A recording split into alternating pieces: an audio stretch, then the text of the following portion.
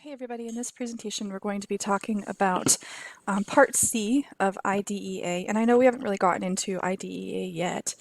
That is the Individuals with Disabilities in Education Act, and Part C refers to early intervention for children birth to age 3.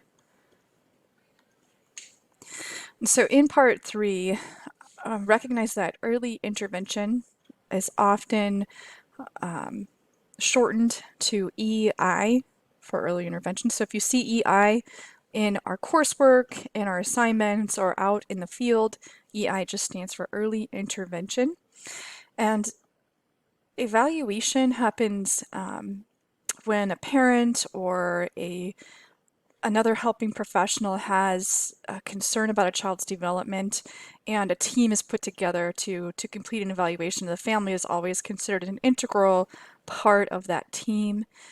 And evaluation happens in a child's natural environment. Sometimes that's the home, and services are offered in the child's natural environment, including playgroups and in the home. And so you'll hear a lot about in this class.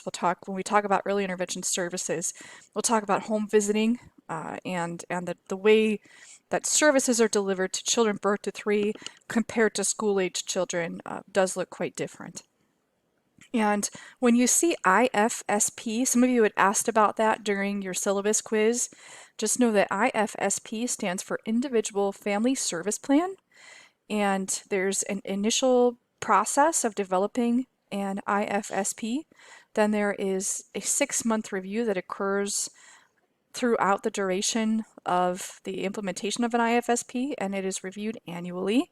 And before the child's 3rd birthday, there's a transition process where sometimes the child is re-evaluated if needed to see if further services should be continued into the school-age years, or if the child can then transition to center-based childcare or preschool programs and would be successful without an IEP. So a transition happens before a child's 3rd birthday. How do you qualify for an IFSP or for early intervention? So there are oftentimes a child may not have been identified as having a disability yet. Maybe they're in the process of being identified, and sometimes you qualify for an IFSP as a preventative measure, just to maybe a child just needs a little extra support. Maybe they are experiencing a little bit of a developmental delay that just needs early intervention. And so sometimes that preventative measure begins at the pediatrician's office. Sometimes it starts with a concerned parent who reaches out to a community organization that offers early intervention services. Eligibility requires that there's an evaluation that utilizes some diagnostic instrument, and so a developmental delay is measured by a diagnostic instrument. We'll talk about what some of those are. Then there's a diagnosis. The child will be deemed low risk or high risk or just at risk. And then there's always an informed clinical opinion, and so somebody on the eligibility team or the evaluation team is likely a psychologist or someone that is certified or specializes in child development. And then there's no cost for an evaluation. The programs within our community, which I will go over at the very end of this presentation, offer evaluation to families all over our community at any time at no cost. And just know that these teams are multidisciplinary. We will talk a lot about what that word means in this course, but that just means that a team includes a special educator, an occupational therapist. You see there, it's shortened to OT. PT is a physical therapist, and an SLP is a speech language pathologist. The services are provided by someone who we call the Family Resource Coordinator. They're not provided by that person, but they are the person that manages the IFSP, initiates meetings, connects with families with resources, and writes the IFSP to include which service providers will be meeting with the child and family. And the service providers, again, are the occupational therapist who is responsible for things like fine motor and sensory development, a physical therapist who works with a child in a family on gross motor or the large muscles. Speech language pathologist works with children on speech, communication, and language. And then a special educator is kind of in the service providers realm, they are the generalists. They focus on cognitive development, play, social development, and adaptive development. And I will say that a lot of occupational therapists also focus on adaptive skills. We'll talk more about what adaptive skills are later in this presentation and throughout the course. And the goal is to teach the parent to be the child's first and most important teacher. And so a lot of the services provided are really for the family through parent coaching and home visiting.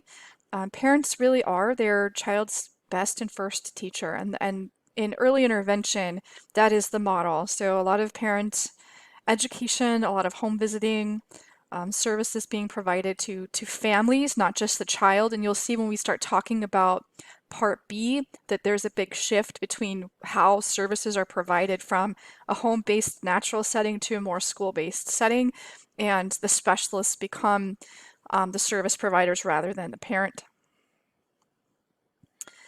Services are always provided at the parent's convenience and where they are most comfortable. So that might be a center-based setting for childcare.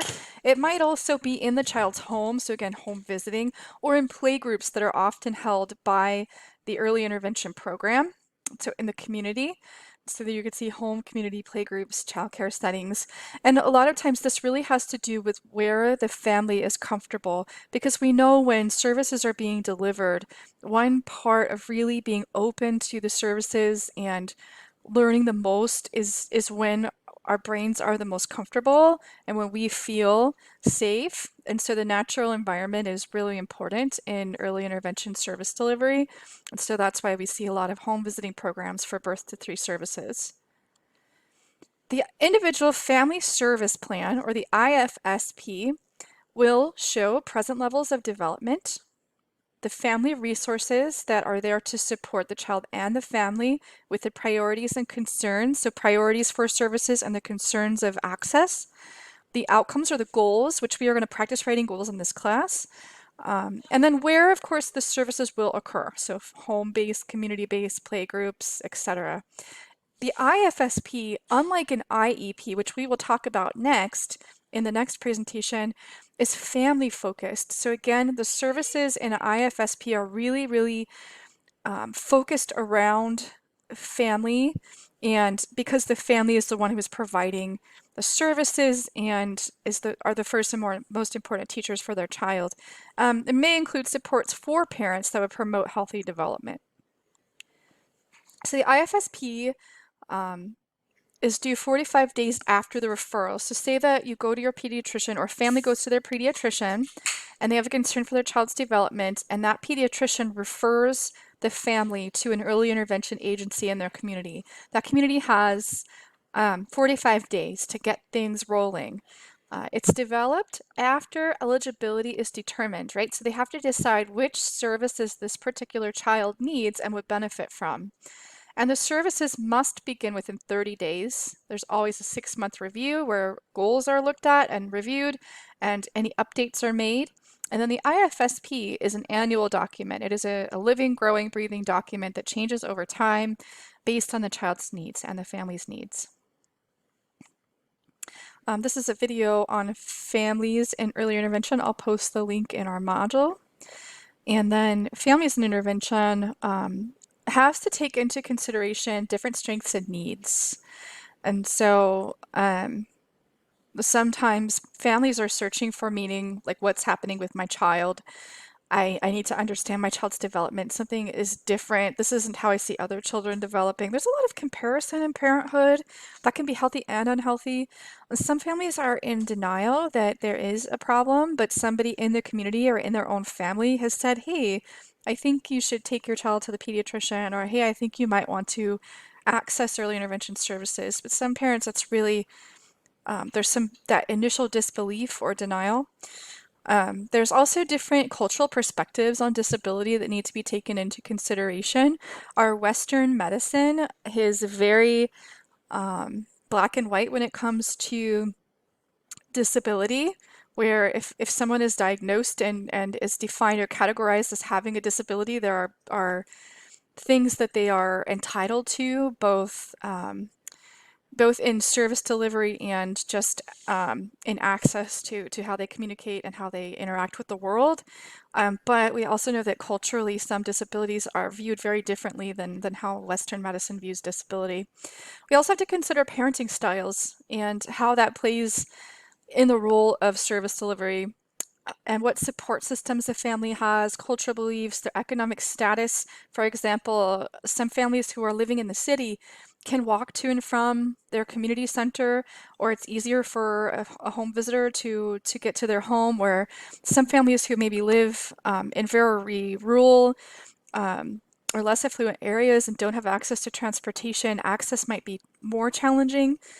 We also have to understand how the family's home language impacts service delivery. Do we have the right supports for non-English speaking families?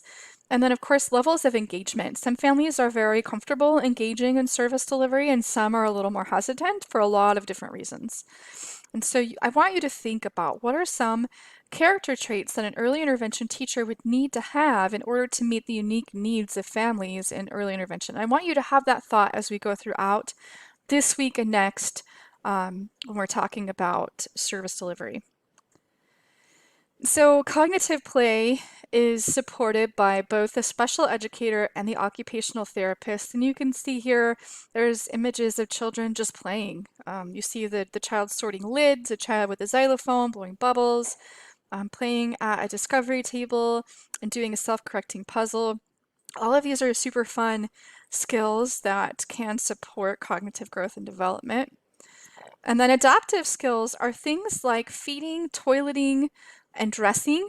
Again, this is supported by an occupational therapist or a special educator. And these are skills that we think just develop naturally as children grow. But some children need a little extra help and support, maybe because they need support with their fine motor skills, or they need some motor processing support to get a spoon to their mouth, or all of the things that are included in toileting, right? Understanding body cues, being able to pull your own pants down, being able to access the things around the toilet, being able to like cognitively plan the steps in toileting. That can be very challenging for some children, and some children just need a little extra support. And then social emotional skills are often supported by many service providers. It could be the occupational therapist, it could be the special educator, even the speech and language pathologist, because what we know about communication skills is that sometimes children experience some mistaken behavior when they cannot communicate their needs in a way that their caregivers understand. And so sometimes we'll see a SLP working with a family around behavior and communication. This is also supported by the special educator and the occupational therapist. And then gross motor is often supported by a physical therapist, and this has to do directly with moving your whole body, things like mobility, crawling, walking, climbing, anything to just being able to move about their world. And then fine motor is often supported by an occupational therapist. And I will say this, I know that some of you have taken child development with me or with Angela.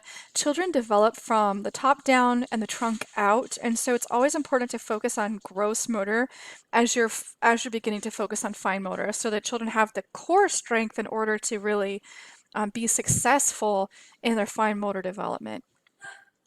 And then here are the various agencies in Pierce County that provide early intervention. There's Wonderland Developmental Center, Kindering, Birth to 3 Developmental Center. You'll hear in Pierce County a lot about Hope Sparks and A Step Ahead and the Children's Therapy Center.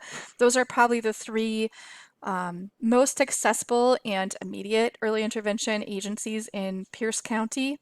And then Little Steps to Big Possibilities Child's Drive is another. So these are the ones, if you're looking for agencies to support families, Hope Sparks, A Step Ahead, and Children's Therapy Center are really the ones to start with in Pierce. And then if you live outside of Pierce County, I'm glad to help you find the agencies that provide services in your area. All right, this concludes this presentation. Our next presentation will be on Part B services. Thanks, everybody.